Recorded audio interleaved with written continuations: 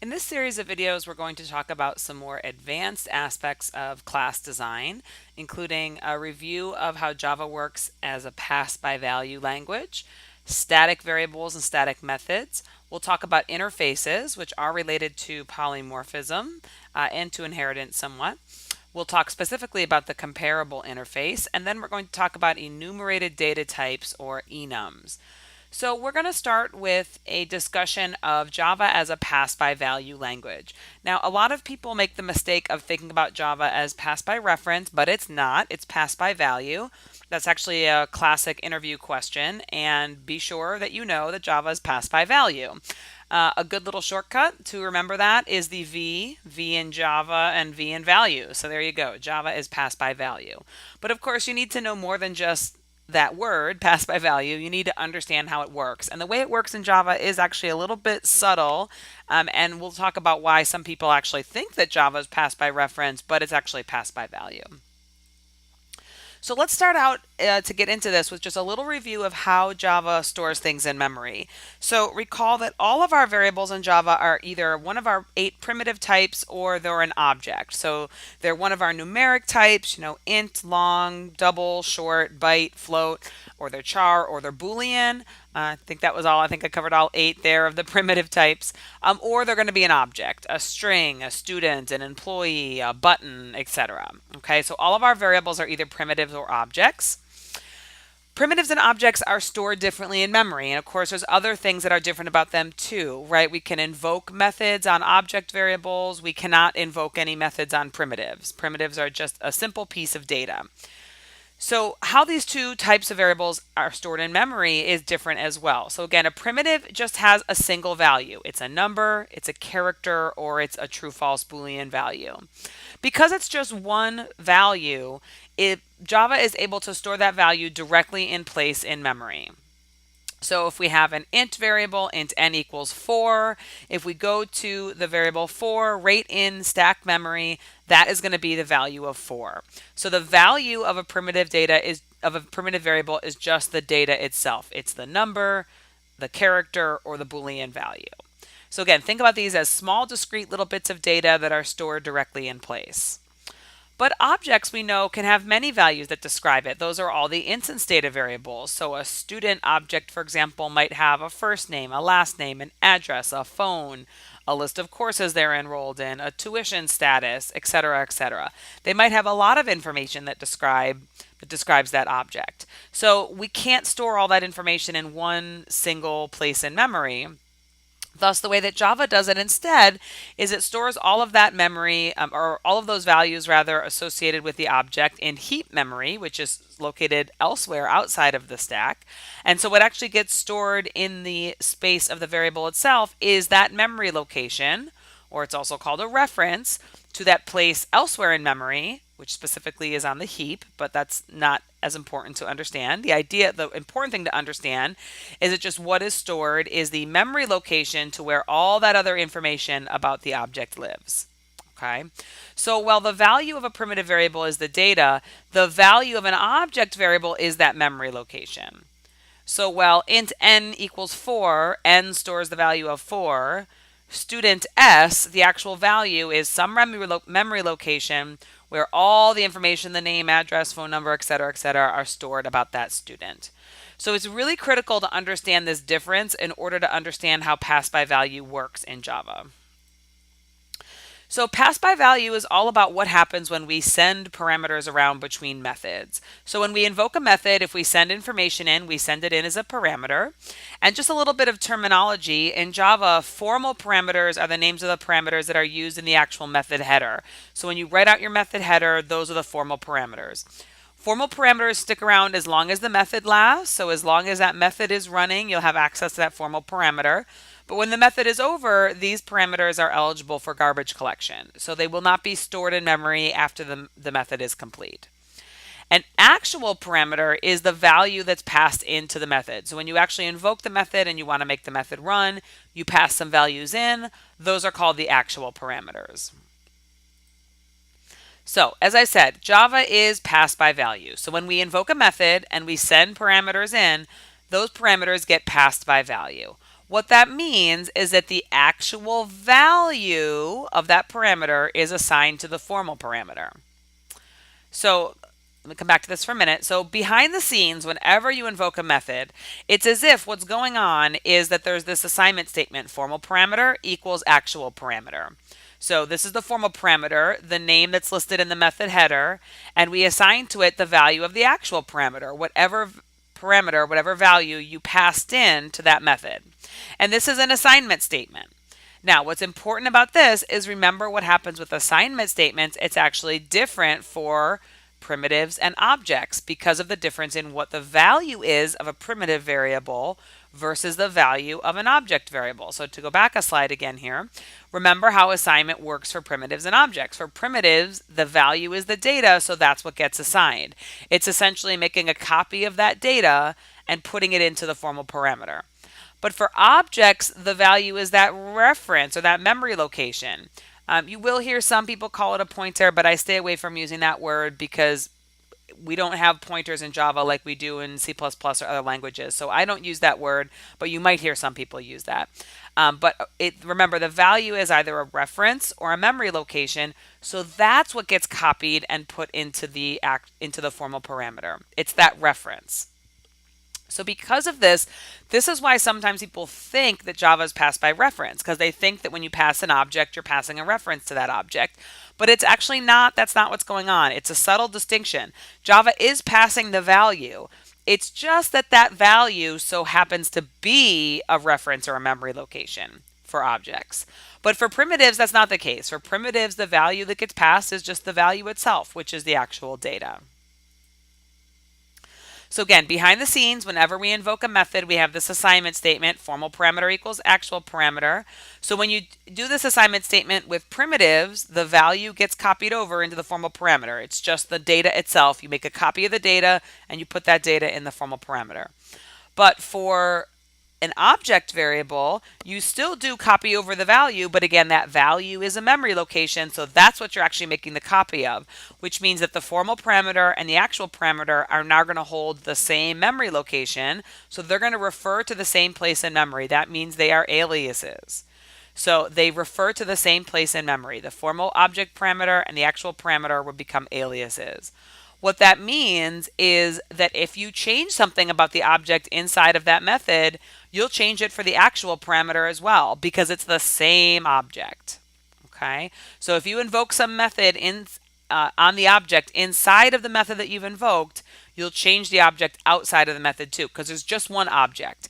It's not the case that we duplicate the object itself and pass that into the method. We're just passing that memory location. So anything we change about the object located at that memory location will be changed permanently because it's just one object.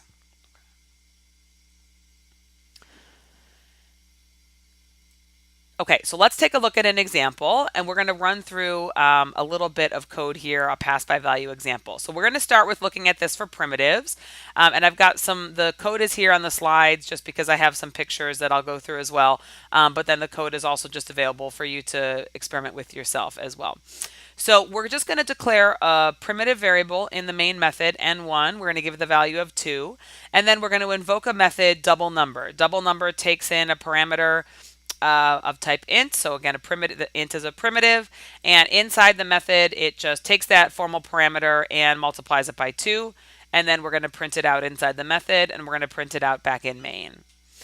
In this code here, the formal parameter is num_param. That's again, the formal parameter is the one that you list inside of your method header, and the actual parameter would be n1. This is the value of this is the value passed along to the method. So our actual parameter is n1, and our formal parameter is num_param.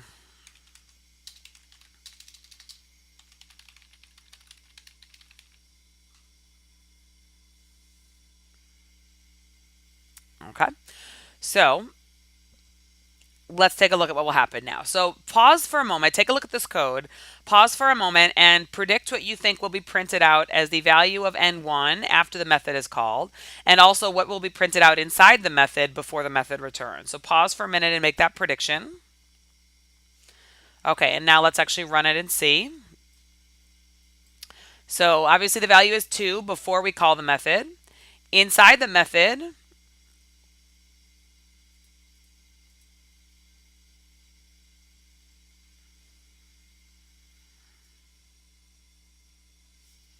the value is, oops. Inside the method, the value is 4, so the value got doubled. But back in main, the value is still 2. It did not affect it. So let's take a look at why that happened, what's going on here. So when we declare and initialize n1, we create space and memory for an integer variable, and because n1 is a primitive, the value of 2 gets stored right there in place. So n1 holds the value of 2. So now we invoke the method double number. So remember what I said, that behind the scenes, it's as if you have this assignment statement, formal parameter equals actual parameter. So in our case, num_param equals n1.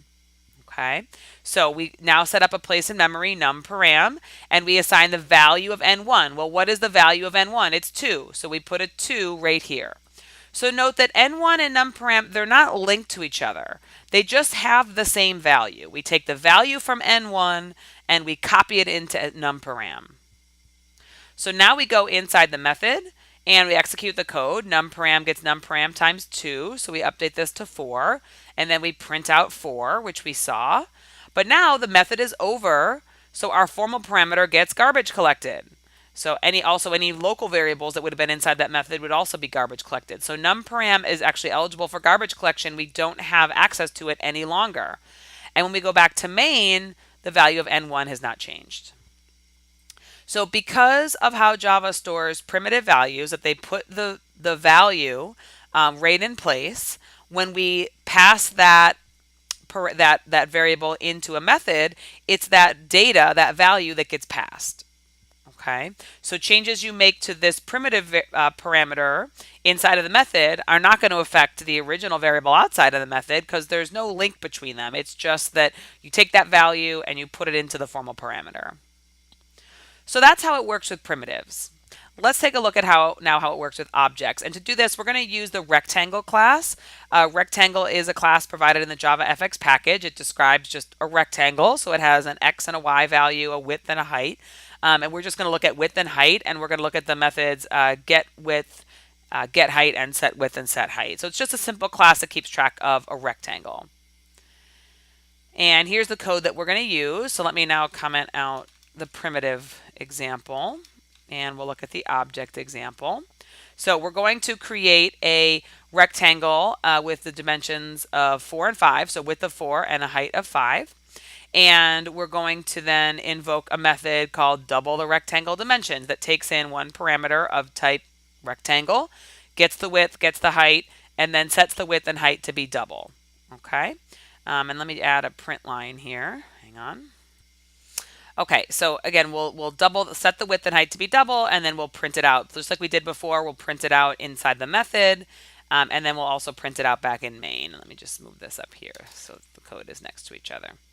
Okay, so again, pause the video and see what you think is going to happen when we invoke this double rectangle dimension method. Okay, so now let's run it and see. So remember, we created our rectangle with width of 4 and height of 5. Inside of our method, we double it and we see that the dimensions are 8 by 10.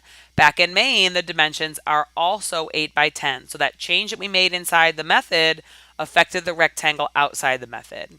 So let's trace through now and see why. So here we're creating our rectangle object, and rect is an object variable, right? It's not a type primitive. Its type is rectangle. That's a class, so it's an object. So what happens is we go into the heap memory and we get out enough space to store a rectangle. There are other things associated with a rectangle like X and Y coordinate, but I'm just storing width and height for simplicity right now. So we create that rectangle object, then we return that heap memory address, and that's what gets stored in our variable. So rect actually stores this memory address to somewhere else in memory where the whole big object lives. So that's what happens when we create the object in main.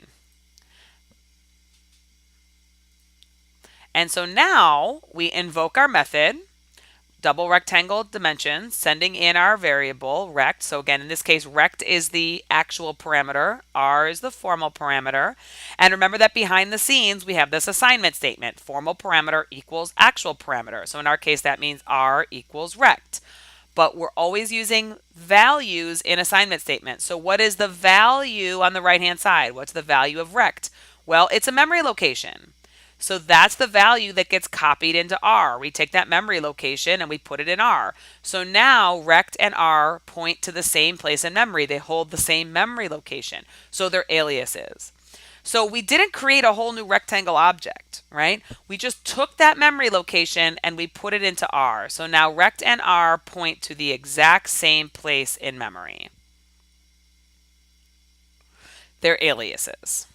Okay.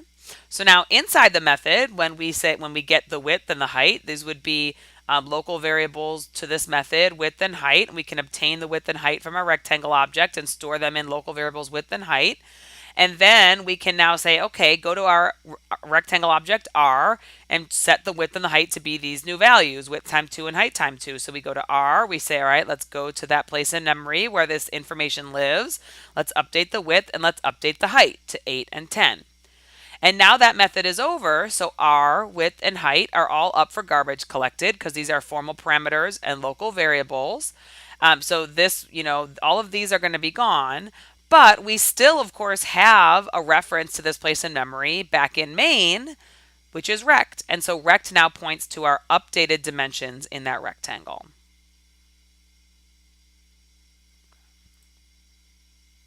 Okay, so the idea here is there's kind of two key things that are important to know. The first is the really important thing to understand is the difference between how Java stores primitives and objects in memory, because that's what this all relies on. For our primitives, what's stored is the actual piece of data.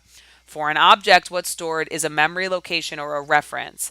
And so the second thing to understand is that Java is passed by value, but that's the value is going to be different depending on whether it's a primitive or an object. If it's a primitive, it's just the data you're passing in. If it's an object, it's that memory location. That is the value that's being passed around. So any change you make to an object inside a method will affect that object outside the method because it's just one object. You're just sharing that memory location. Now, one other thing I do want to note is that it is possible to break that connection between the formal and the actual parameter. And you would do that if you inside your method, you had the formal parameter point to a new object. This would break the alias link. You rarely want to do this. This is most often an error. Okay. The reason you were to pass an object into a method is because you probably want to do something with that object. So it's rare that you want to actually break that link between the formal and the actual parameter. So this is usually an error, but I mention it here so we can look at it and see what's going on, and also as kind of a warning to be careful about this because this usually is not what you want to do. So let's actually change the code in here now. And we're just going to add this.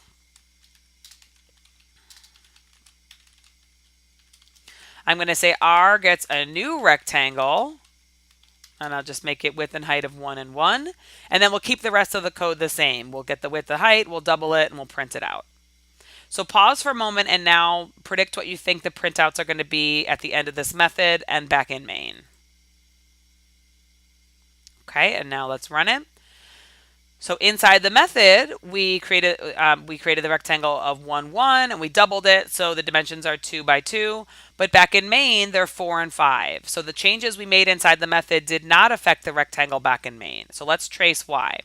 So here, we've got, again, our original rectangle in main with the dimensions of 4 and 5. Now inside... Oh, sorry. First, we invoke the method, and we still have that same assignment statement, R equals rect. So when the method starts out, R and rect are again aliases. They point to the same place in memory. But what we've done now with this line, which so the numbers I use here are a little bit different, but that doesn't matter. What we've done with this line is we've said, actually, let's make R point somewhere else. Whenever we have an assignment statement, we evaluate the right-hand side first, and the right-hand side is creating a new rectangle object with a new width and height. One started off as a 1 and a 3. And we say, okay, let's make R point to that. So remember, that's what that new keyword does. It returns a memory address so that our variable can be linked to this place in memory. So now we've broken that alias link. So rect still points to out here at this original rectangle, and r points to this new rectangle. And then when we change the width to 2, it does not affect rect because they're not aliases anymore. That link has been broken.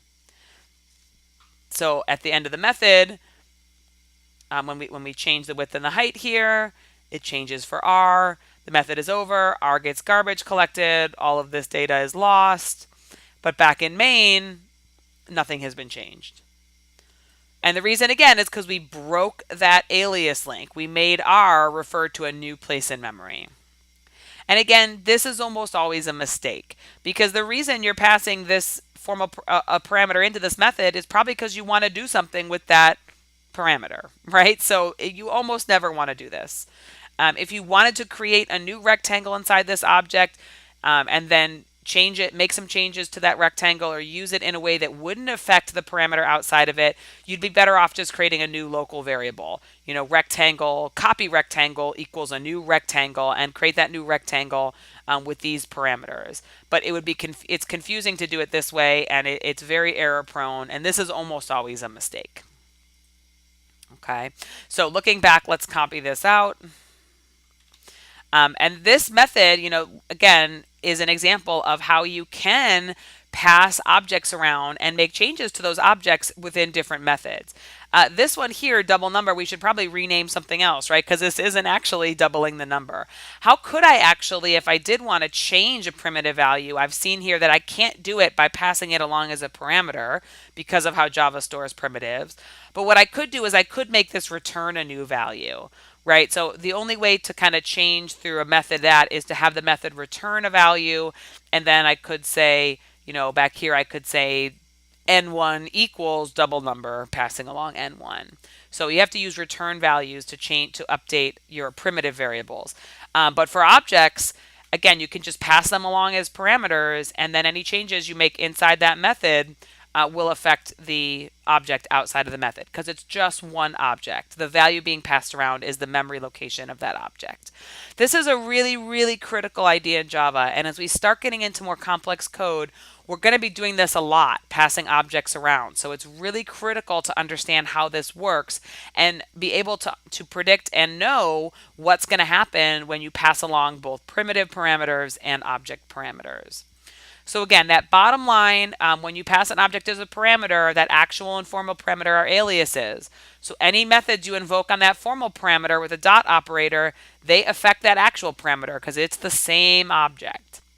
Now, if on the other hand, you reassign that formal parameter using the equal sign, that breaks the alias link. And then changes made inside the method will not affect the object outside of the method because now they're two different objects. This again is usually a mistake. If you want to watch another tutorial about this, this is another one that I think is a particularly good one. There are a lot of them out there about this pass by value, pass by reference idea in Java, and I welcome you to share any other good ones that you find, but this is just another one that I have found particularly good.